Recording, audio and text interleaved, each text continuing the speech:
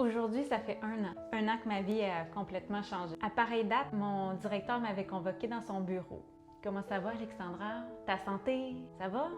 Il m'a rappelé qu'en enseignement, on entre en scène chaque matin devant les enfants qui ont besoin de nous. On doit être là à 100%. Il m'a aussi dit qu'on n'était pas irremplaçable. Il dit ça avec toute la bienveillance du monde.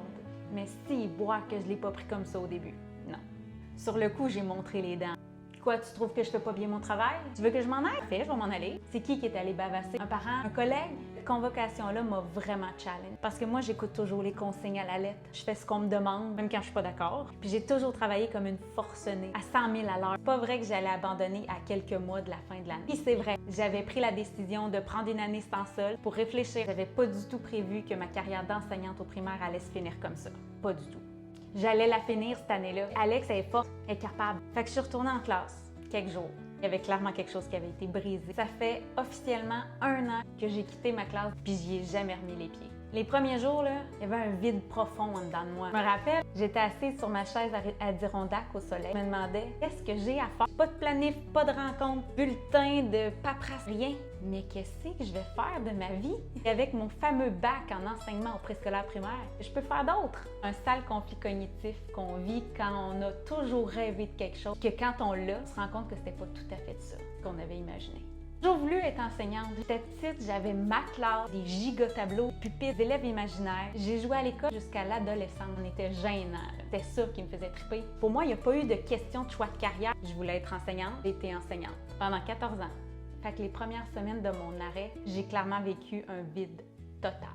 J'ai beaucoup écrit. J'ai eu 1000 illuminations de projets, de professions qui m'ont inspirée, pour lesquels j'ai vraiment fait plein de démarches. J'ai complété des formations naturopathe, gestion de médias sociaux à mon coach en alimentation. Je me rapprochais à chaque fois. J'avais pas trouvé le X qui me faisait vraiment vibrer. Je me suis clairement découvert une nouvelle passion, aussi vitale, sinon plus que l'école. Puis là, je parle du mieux-être, puis de la santé.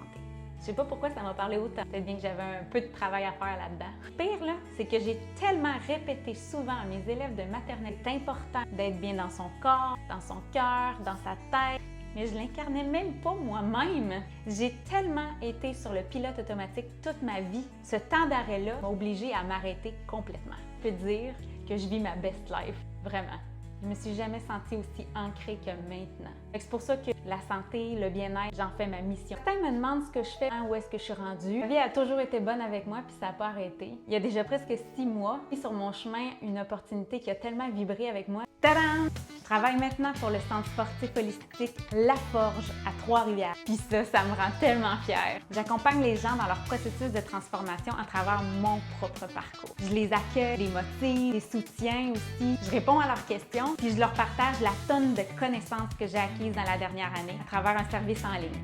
C'est ma nouvelle façon d'enseigner. Au-delà d'avoir un impact simplement sur les enfants, j'ai envie de contribuer à plus grand, à une société plus en santé, plus épanouie aussi. Parce que c'est ça que j'ai découvert dans la dernière année. Ça a clairement tout changé. Puis ça prend de l'audace pour faire ce que j'ai fait. J'ai eu la chienne de tout perdre, de manquer d'argent, perdre mon fonds de pension, mes vacances d'été, tout ça à quel prix? Quand on n'est pas là où on devrait être, ce à quoi on résiste persiste.